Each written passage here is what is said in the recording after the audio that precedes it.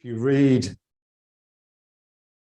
Young Cheng Fu, Sun Lu Tang, people like that, even Chen Wei Ming, I think, like their 10 important points, they always start off with the head suspended from above.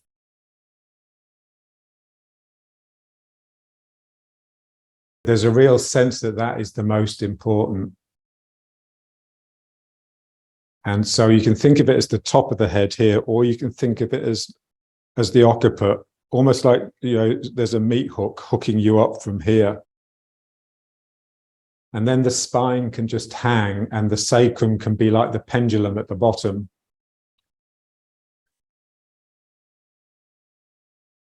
And then it's very much that your legs are not underneath your sacrum, because then they would be pushing it up and the spine would be compressing. They've come up and they're on top. They're holding it from on top.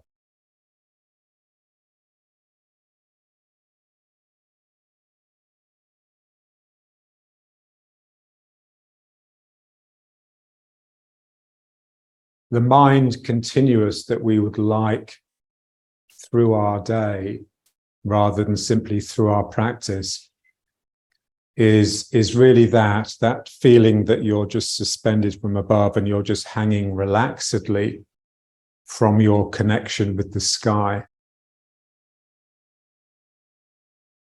Now, for that, the mind has to be really quite quiet, so you have to be with that. And so when you look at it during meditation, you see that when the mind starts talking to itself, you become tense. You can only do that when you bring tension into your body.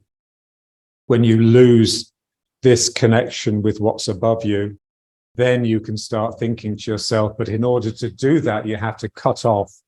So you have to sever those connections. And so really, we're just trying to stay with God all day long, really. You can look at it like that.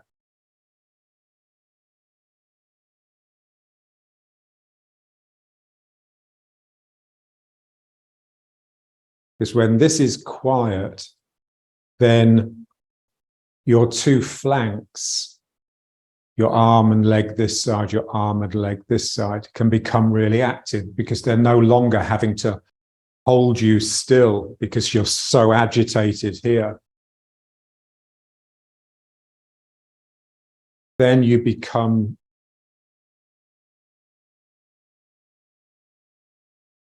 there's the possibility of reaching your potential.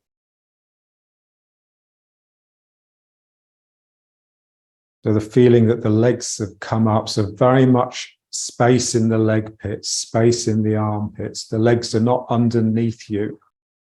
The legs are holding the sacrum and allowing it to hang and dangle.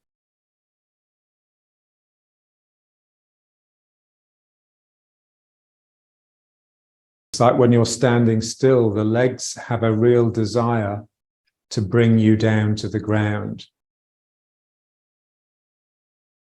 One can be standing in riding horse, thinking to oneself with legs that are gradually becoming more and more painful. And of course, that would be completely wrong. You're basically doing more harm than good by practicing like that. It all depends on the mind, on how your mind is when you're doing what you're doing. John always used to say, it's not what you do, it's how you do it. So I want this mind that just wants the ground. I've got two minds. I've got the mind that's with my spine and my cranium and my sacrum. That's the serene, quiet mind. And then I've got this really active mind, which is of the two flanks. And this one, I just want it to really desire to take me down. So let's just try. Going down by really expand. It's a bit like if you had to really open your mouth wide to fit a big morsel of food into it. You say, wow. The sort of emotion, the feeling that goes with that widening of the mouth. something in you is really expanding and opening and opening. It's the same when you go down to the ground. Something in me really expands this space, basically. And then I can go down.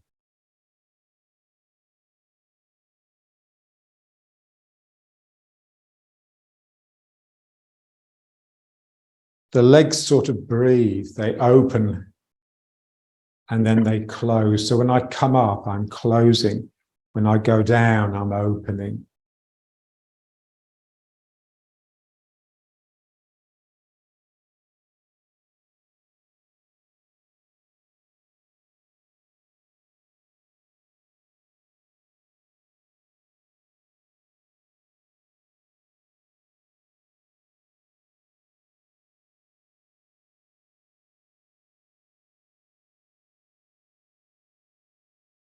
Yes, a real sense that you're taking something into your body.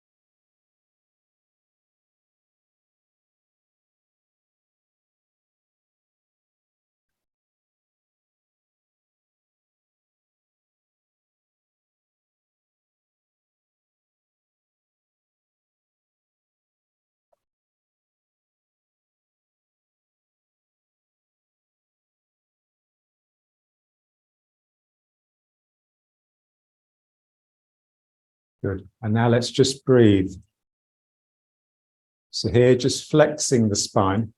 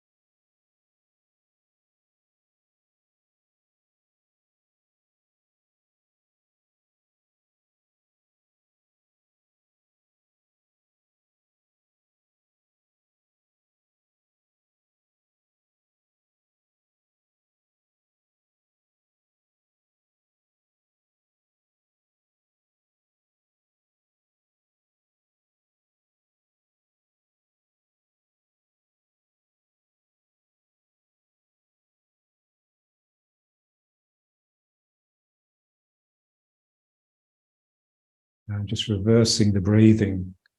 So breathing in as you pull in.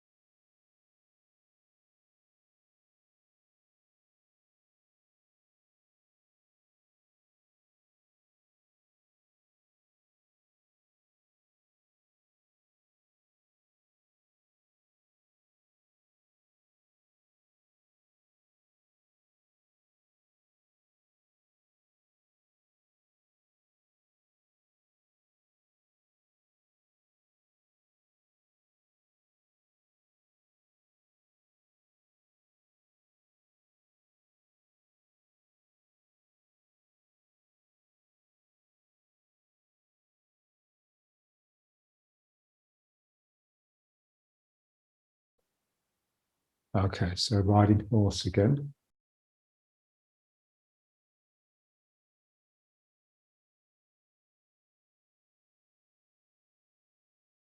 And now just making two circles. So just like pushing hands, really.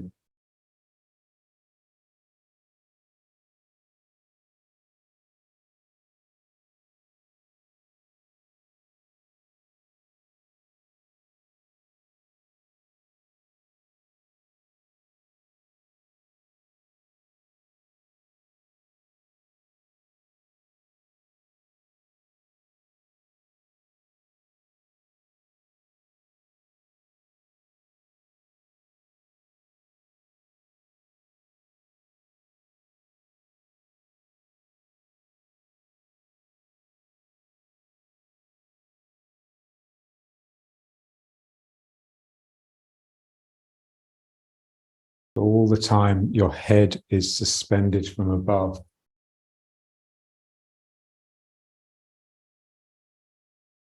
That's really our antidote to the noisy mind.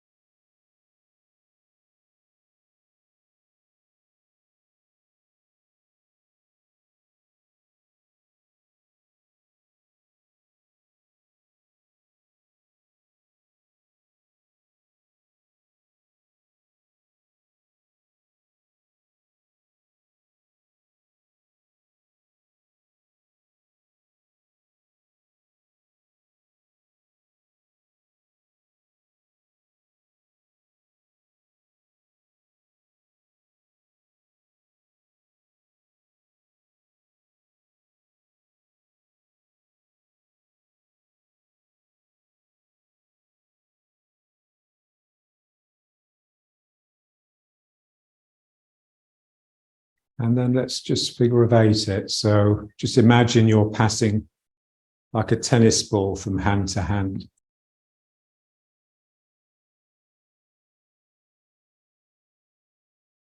So it's similar to what we were just doing, but now this hand sort of continues with this hand a little bit.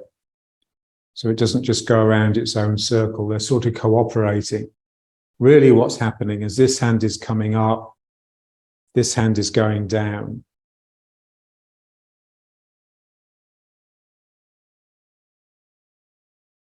So the attacking part of the spiral, the part that's coming out, is going out and up.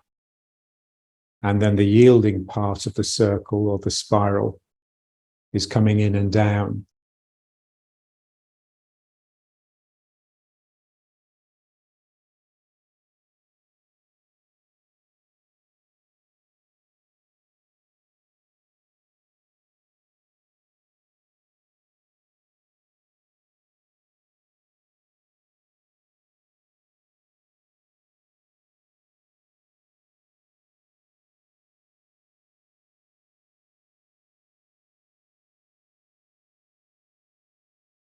All the time, the head's suspended, sacrum hanging heavily but lightly.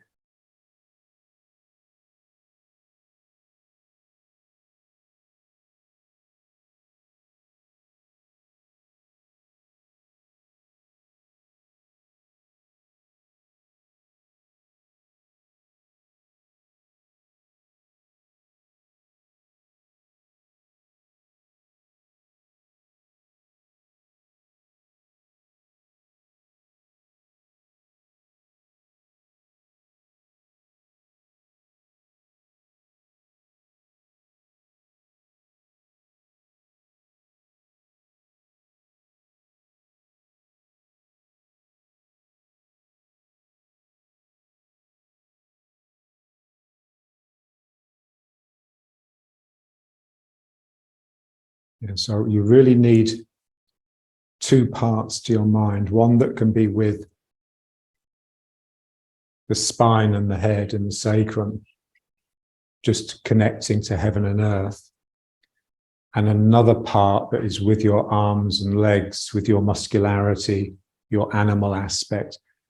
So the spine is like man as plant, tree, rooted, and your crown is just worshipping God all day, basically. And your two flanks, your limbs, are your animal. So they both operate from different parts of the mind. This is what's difficult. Our minds are so diminished by our constant internal chatter that we can't feel that we can be in two or more minds at the same time. So I can have part of my mind with this and another part of my mind, and they can be like opposites. One is really serene and peaceful and quiet, and the other is really active and passionate. And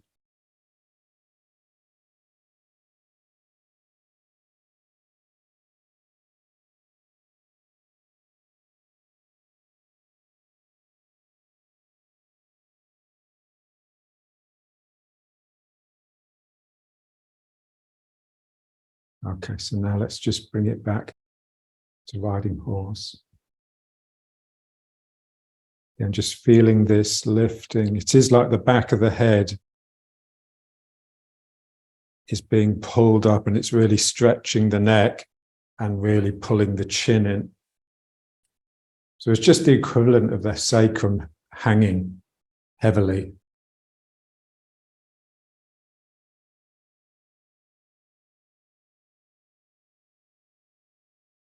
So your cervical spine, your neck, is being stretched by the suspension of your head, and your lumbar spine is being stretched by the hanging of the sacrum. So when the sacrum hangs, almost like it's dead, like it's inert, the down chin is sort of rolled in towards the back of the sacrum.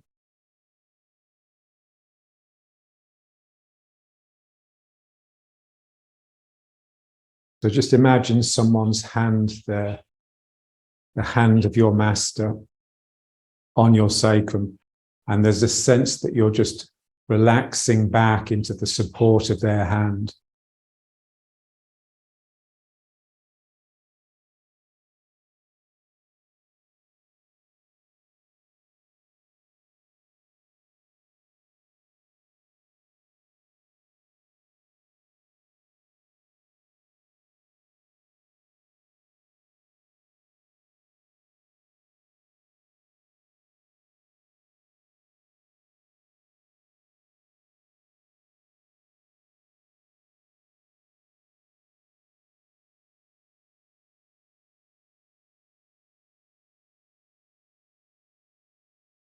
Yes, if your mind is at all noisy, then this relaxed, hanging verticality and this aspect that's moving you around and pulling the world in, they'll just conflict, they'll mess each other up. So the mind needs to be quiet, so both of these different aspects of your mind can sort of vibrate together.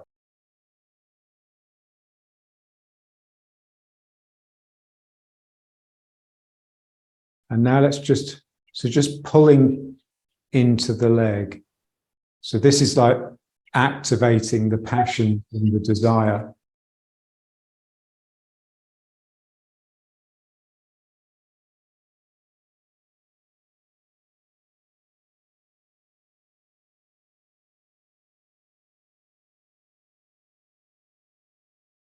Here, my foot and my hand are really opening. And then here I'm clenching at the ground, I'm grabbing the ground. And that is reeling me round. That's pulling me round and into the leg. So I'm bending the leg. But I'm not just bending the leg, I'm trying to twist the foot round this way. And that will roll me the other way.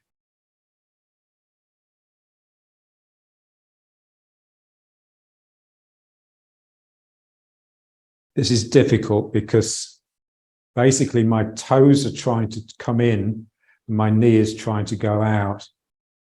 So I have torque in my shin.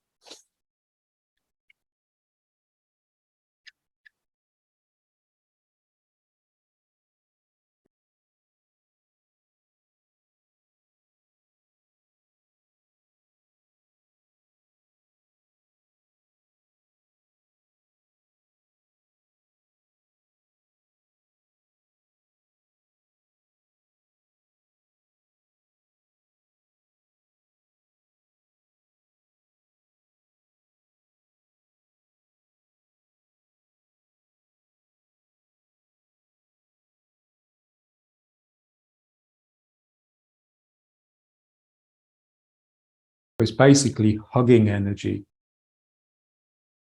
You're getting your mind behind something and drawing it in.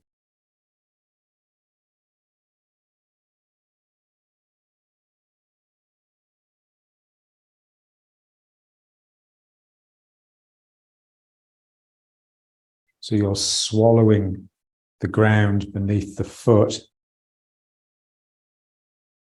So there's a real sense that you're taking it into your body.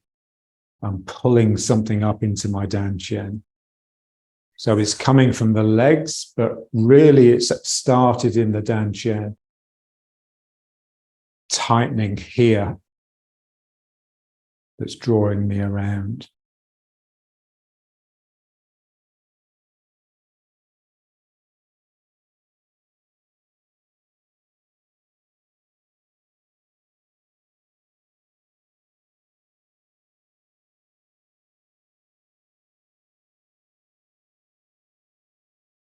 So it feels like feeding.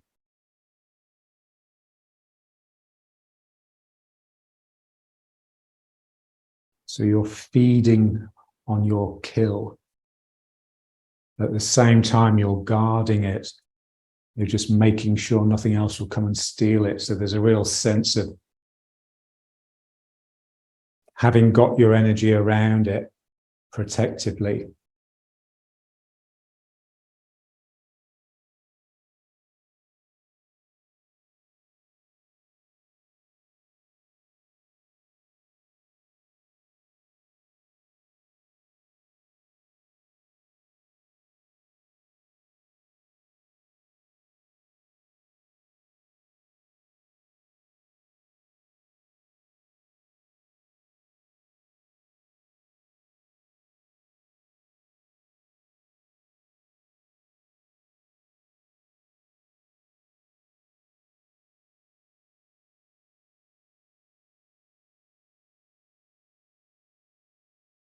So activating the dantian as a muscle that's drawing in all the time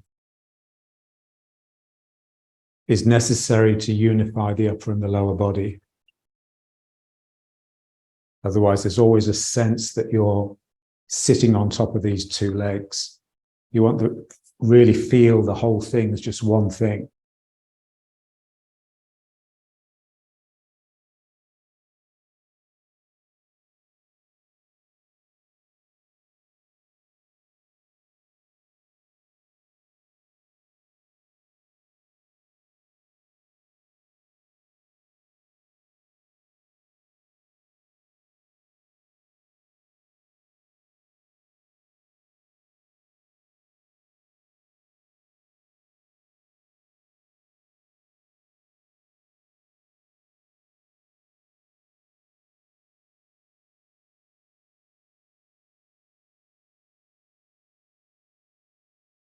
It's suspended. Sacrum just hanging pendulously.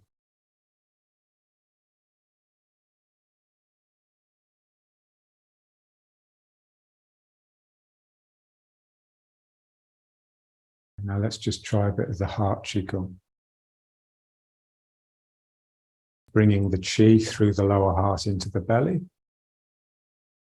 Like a fire just licking up.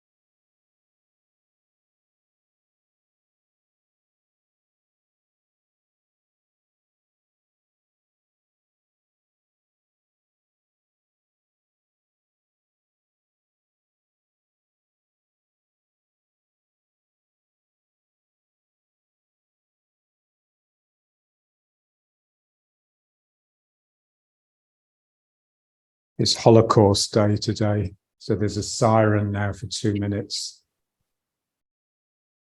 when literally the whole country stops.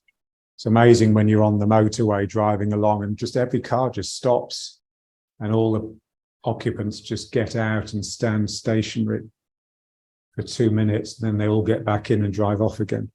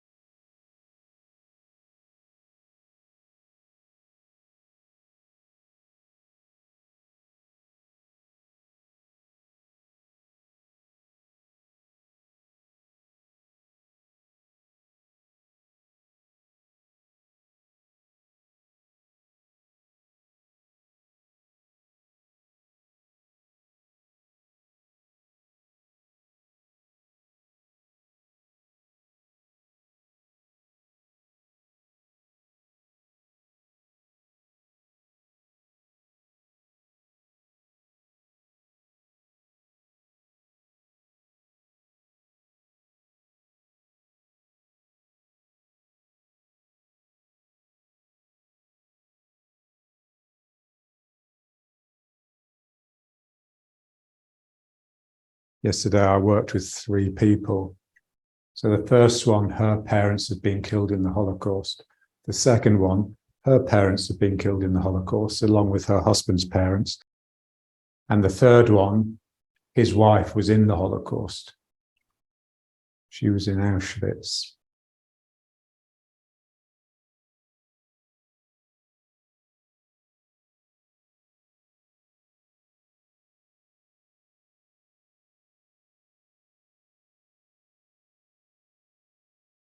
So just really connecting heaven and earth. This is us, all this is really. So your head connects to the heavens. Your belly, your sacrum connects to the earth. And then the heart can open. So without those first 2 connections to heaven and earth, the heart is pinched. It's partial. So I love you, but I don't love you. John used to have this saying, if I love you, then I love everything. Because when you love, you are love. And you're not, it's not conditional, it's not partial. So that's like the big heart. That's what we're trying to develop. And you need the heaven and the earth to do that. So for the Chinese, heaven and earth is just their term for nature. So the idea is if you connect to heaven and earth, you come into your own nature.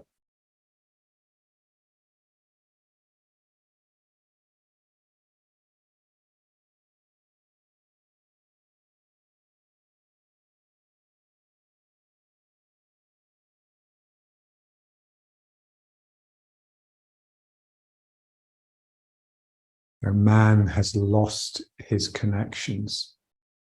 He only connects now in the human universe. He only connects with other people.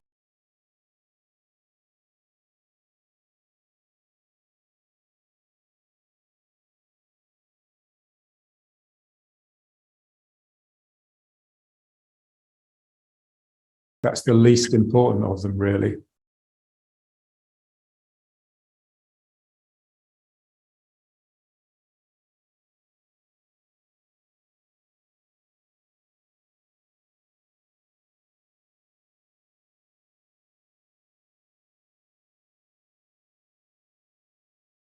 My first connection is with heaven. My second connection is with earth.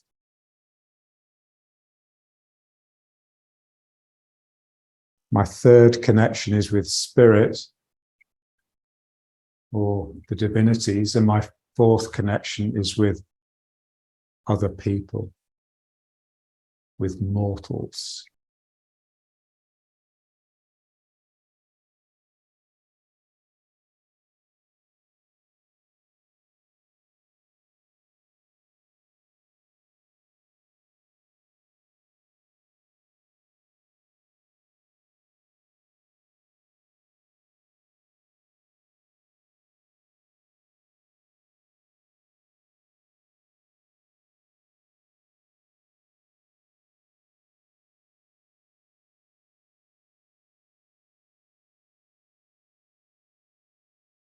So we just need this sense that the arm, it's like I've got these really big shoulders and they just, so when we went to see Dorian Yates,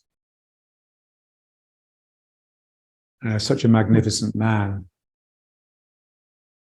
21 stone, 6% body fat, and he was 2 inches shorter than me.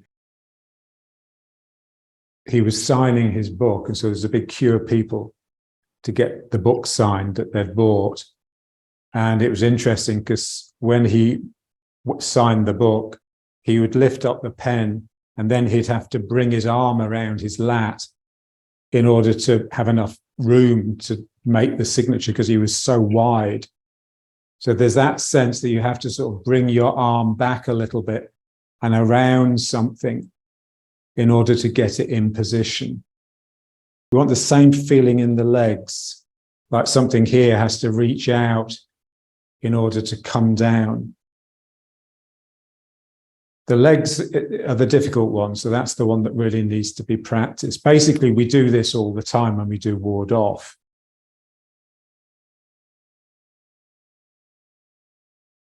So this is why pulling with the foot is so important, because when I pull with the foot, I'm stretching this open here.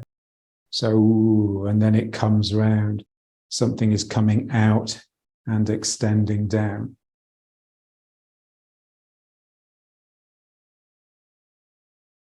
Yeah, so it's my wing from my sacroiliac that's like something is coming out of the sacroiliac and then it reaches around and just loops down into the foot.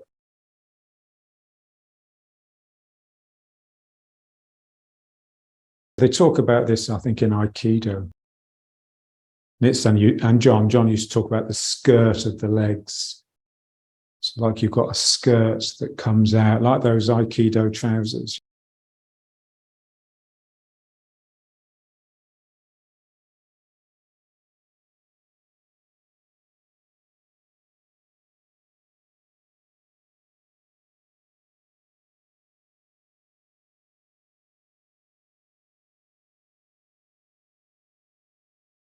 Feeling that you've got a lot of space in the armpits, in these spaces just below the collarbone, where the lung points are, the beginning of the lung meridian.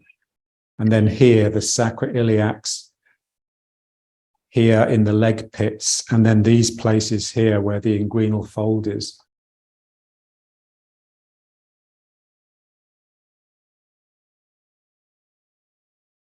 And you just got to feel the sort of mind, that sort of really charged, active, spirited mind that allows your body just to spring open, allows these places to open. And then your spine can just hang. It's no longer being gripped anxiously by these two legs. So normally, because we're so busy here, this is everywhere, and the legs are required to just keep some sort of stability there. So I want this to be naturally stable and still so that my legs can then just work, can just move me around, can be very active and not anxious.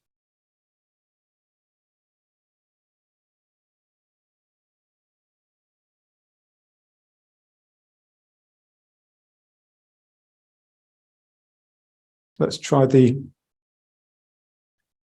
the filling and the emptying. So the wine bottle. So I have a glass, I have a wine bottle. I tip the wine into the glass. So the bottle is emptying, which means the wine is dropping down, but the glass is filling, which means the wine is rising up. I'm emptying this side of my body into this leg, and I want to feel that sense of something rising up, like the level of the wine rising up this side of the body. And then I can tip it down this leg.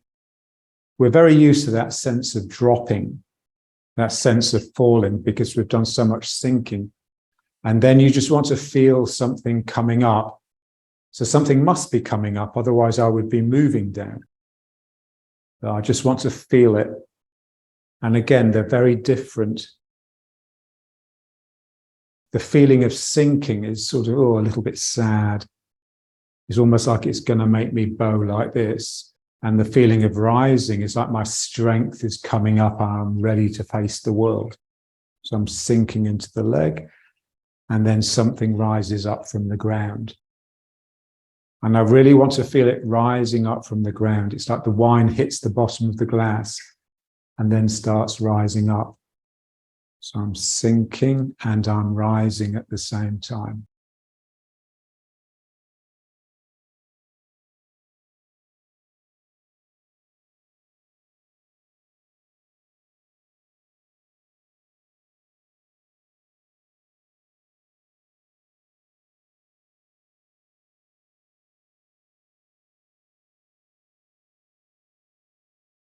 So the more advanced you get, the quieter your mind has to be, basically, because what you're looking at becomes so subtle. So it's all about subtlety and sensitivity, really.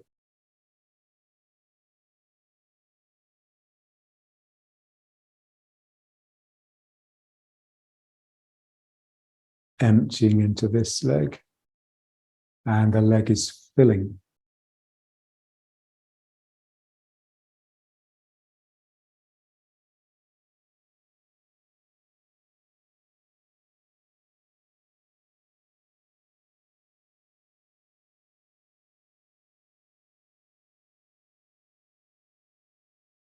I fill this leg, and now I just use this leg to trace the rising of the wine, and then I put the leg down, and now I'm filling this leg. So just using the other leg to just scrape up as high as you can, and then stepping out.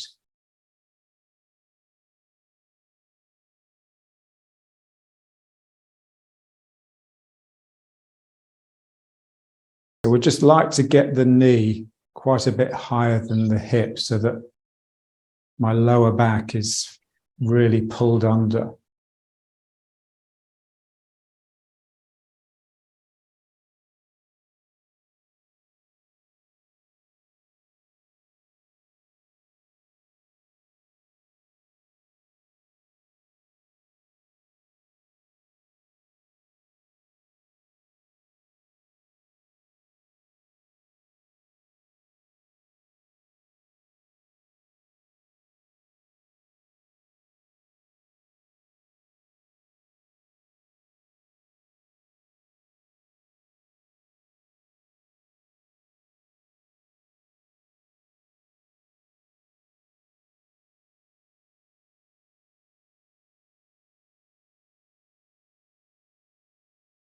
So again, the spine, or this central region, flanked by these two much more meaty. So when the spirit's active, you get a real sense that you have something flaring from your back, which here are my legs and my arms, and a sense that something has come out here as well. So you just feel very capable.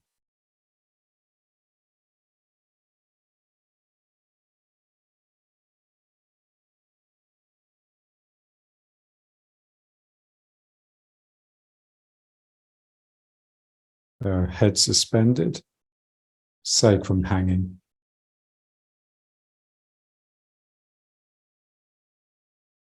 And so when you get the sacrum hanging, then the part of your lower back where you normally feel most constriction will feel that it's really the vertebrae are separating.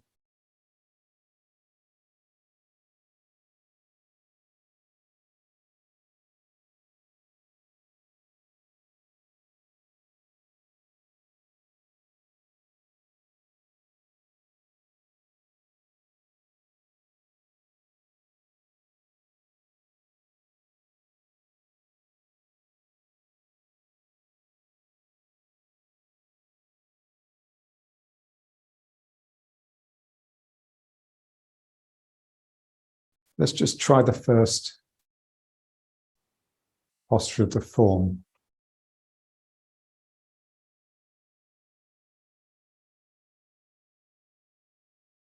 When we're in a tension posture, so this position here, the feeling is that you're in neutral. You haven't yet sprung into your full being. That only happens when I sink and I allow my two sides to come away from this center. So as I sink down into this leg, there's a sense that I'm expanding, so that obviously the knees are bending, otherwise I won't go down.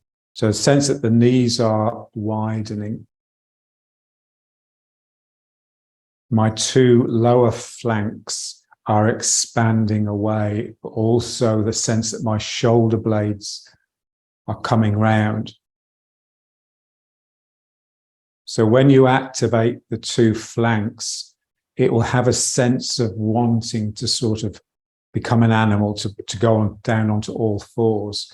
So you really need to keep this, to keep yourself vertical. So there's part of me that's just serenely dropping, and another part of me that's really opening up. And then I just step. And now you can just do this so many different ways. You just pull yourself into the leg and then just pull this foot round. So I'm now mainly in this leg. First of all, the sense that this is suspended. Then the sense that the sacrum is just loose. So I'm not gripping it too hard with my legs. So as I open the legs and sink down, then that grip can loosen. So as this happens, this is loosening across my sacrum. And then I step. And then just pulling into this leg, so bending the leg to pull myself across. Swinging this side of the body round. I've got most of the weight in this leg now.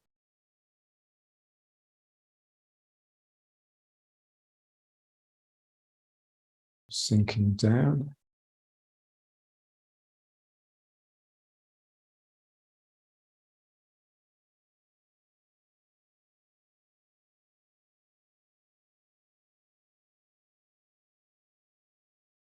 And so what tends to happen, as soon as you start moving, especially in a sort of controlled, mannered way, we tend to get tense because we're striving to do something that's difficult.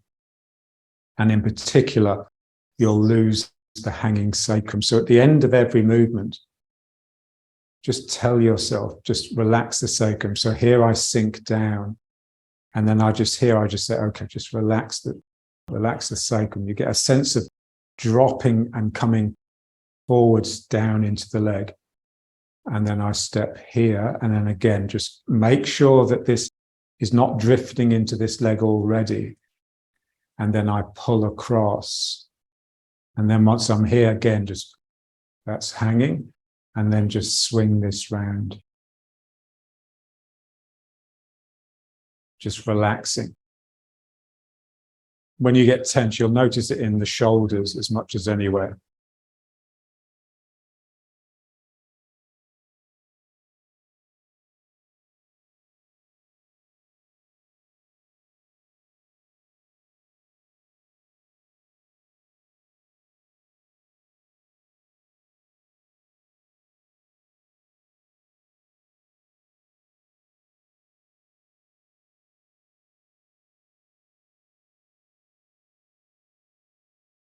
Okay, now let's just try doing the same posture, but using the figures of eights. Keeping a figure of eight running continuously is very useful for keeping mind continuous. The way it's going to go is like this. So I loop around one hip and then I loop around the other.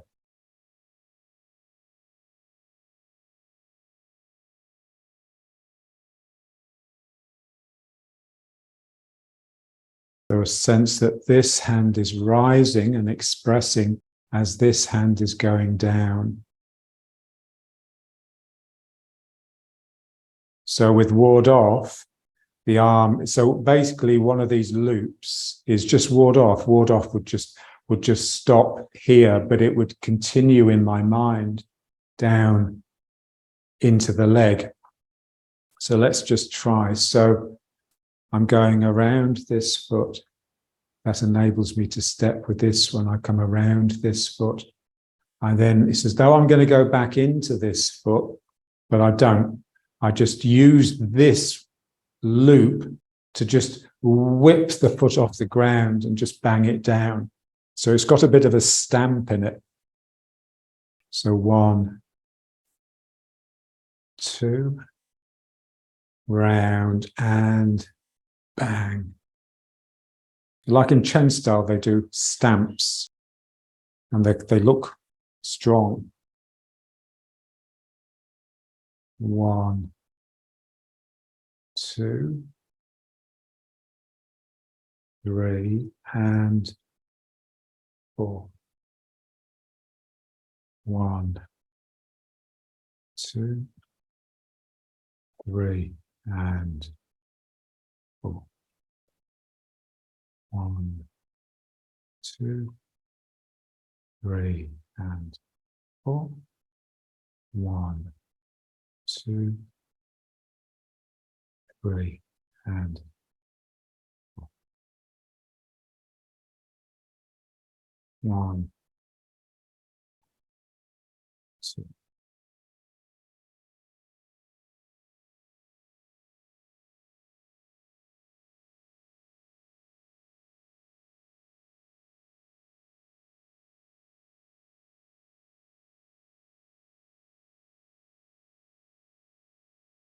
So as you go around the foot, it anchors it. This is going down into the root.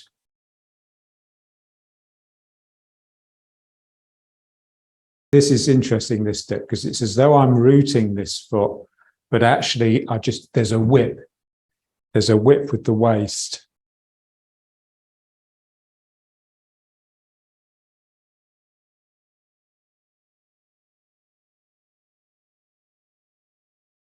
If you just keep it continuous in the hands.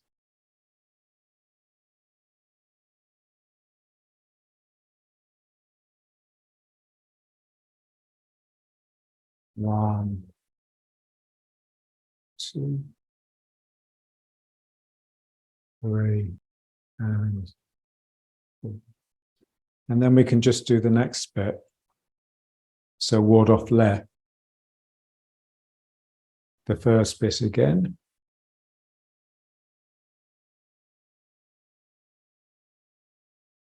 And then just continue the figure of 8.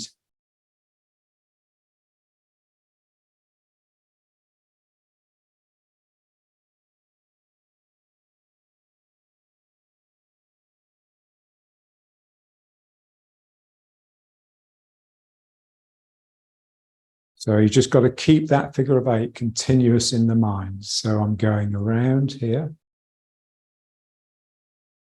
effectively emptying this leg so I can step with it. So I can step with this foot.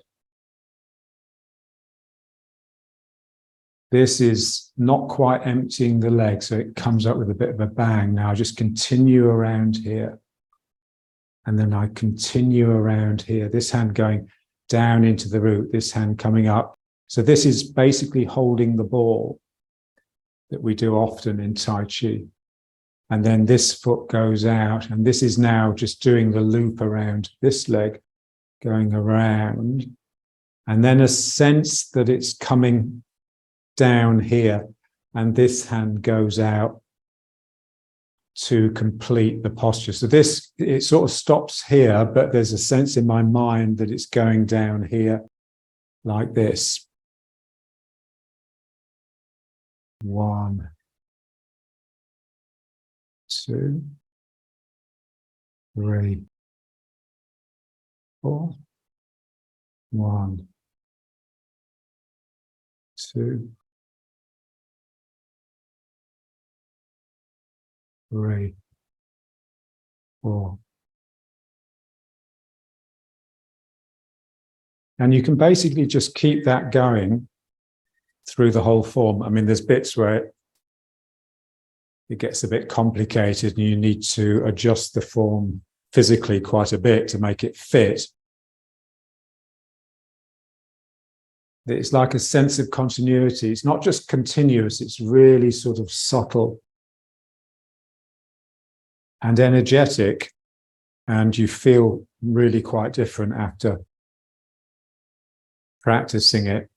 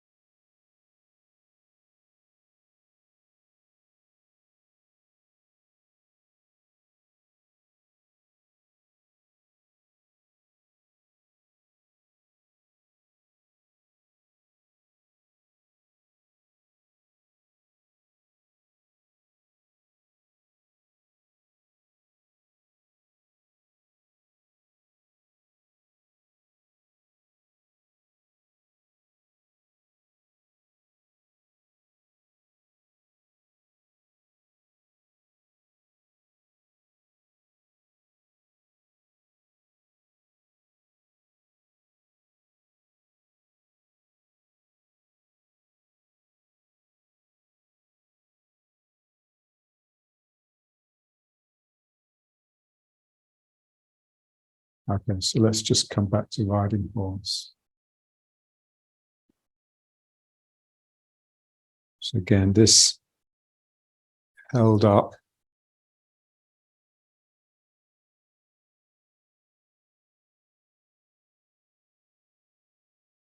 So this is just something that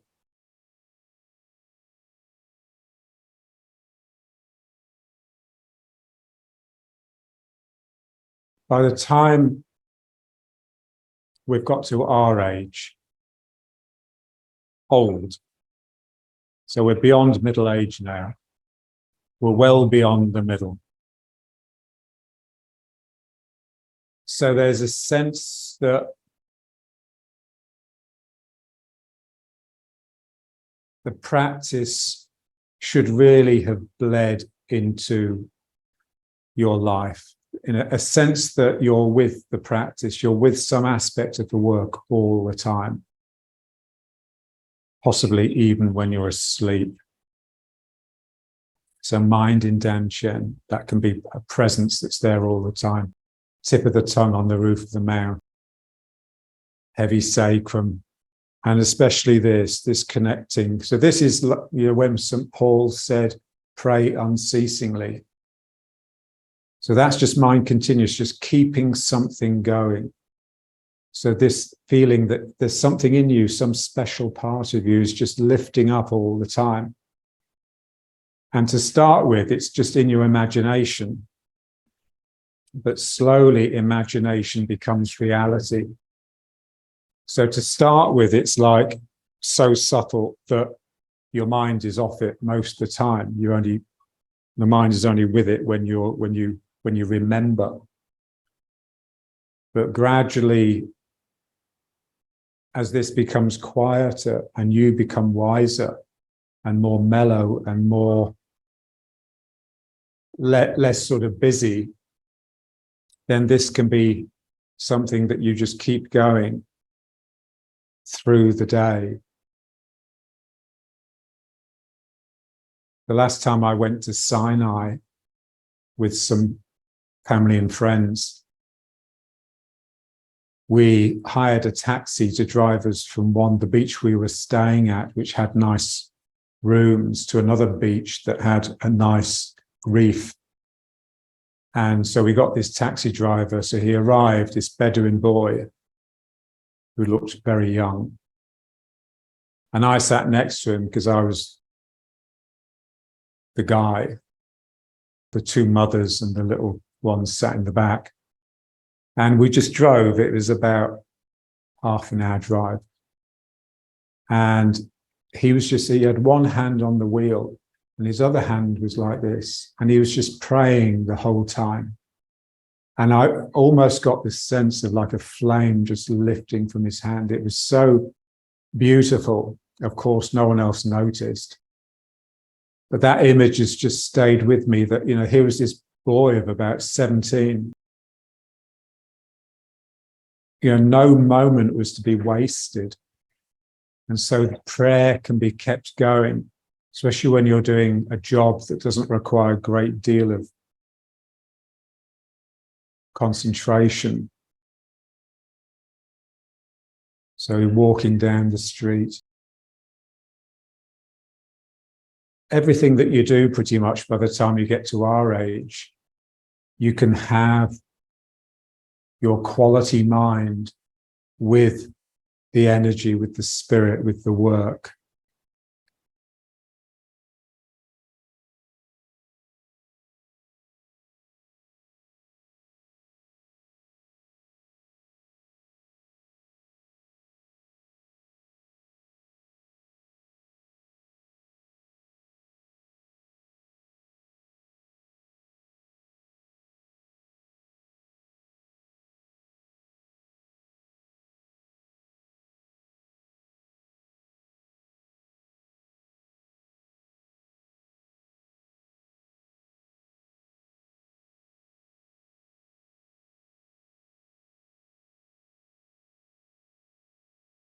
Okay, so let's just feel the knees. So I'm doing quite a bit of walking at the moment because I have clients the other side of Tel Aviv, and I choose to walk through the park rather than catch the bus. And it's just very interesting trying to turn that walking into energy work.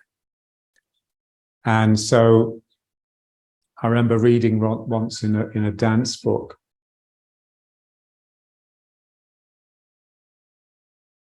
so most people, if you watch them when they walk, they're sort of leading with their head. It's like a bullet head. So there's a sense that their body is angled forwards. Like a child, when they start to walk, they throw themselves forward. So they're catching their balance all the time with their legs. So that will give you a sense of rolling along the ground like this. Now, so what we want is to feel that the knees are very light. So my knees are just wanting to lift up and come forwards. And my body would quite like just to stay where it is. It wants to just stay behind. So there's a sense that my knees are actually leading my body. And then you get this circuit going, which is the one that we want. This is the spiritual circuit, if you like.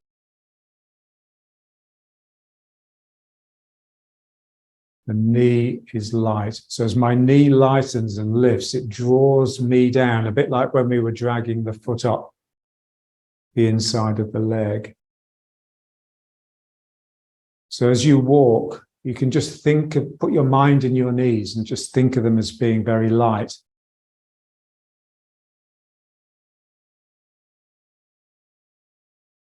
There's a wonderful clip on YouTube of Heidegger going for a stroll, and this is exactly how he walks. He just looks like he's just going to fall backwards all the time. So just allowing his mind to be just with this stillness and just letting the body take you. So rather than the mind being with its noise and the body having to sort of frantically keep up with it, my mind is just serenely still. And my body, I'm sauntering, I'm strolling, I'm not rushing.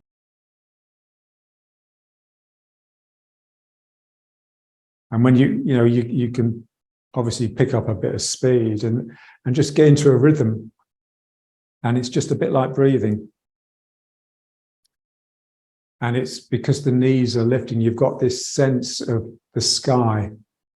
When you're outside and you've got the sky above you, you can really feel it's like the sky is picking up my knees.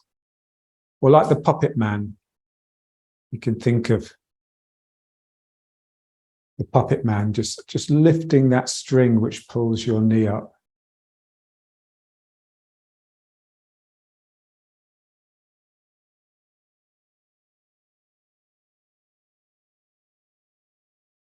I just want to get activity in my legs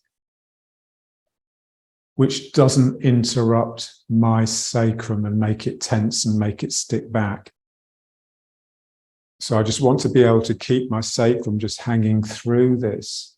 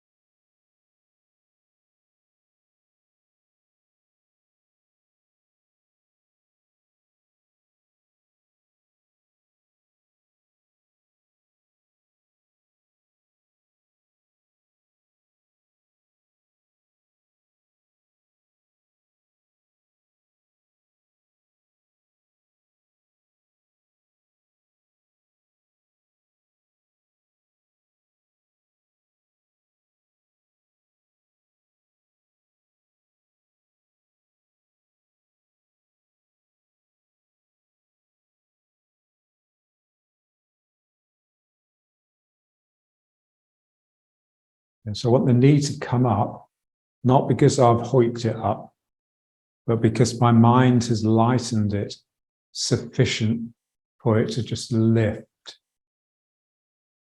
Yeah, so it's very much, we're just using the imagination, the part of our mind that we have lost because we are fraught with anxiety most of the time.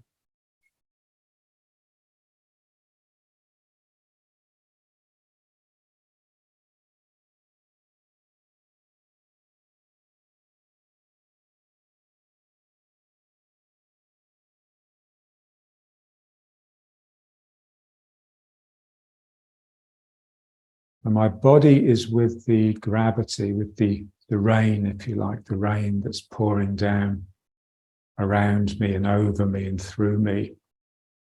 And the top of my head and my knee and the upper heart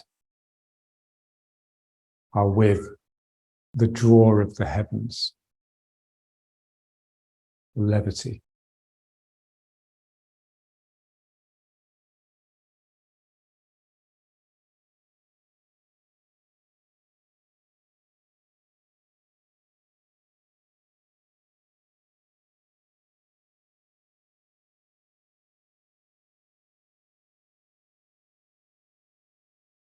Prayer is the lifting of heart and mind to God in the absence of thoughts.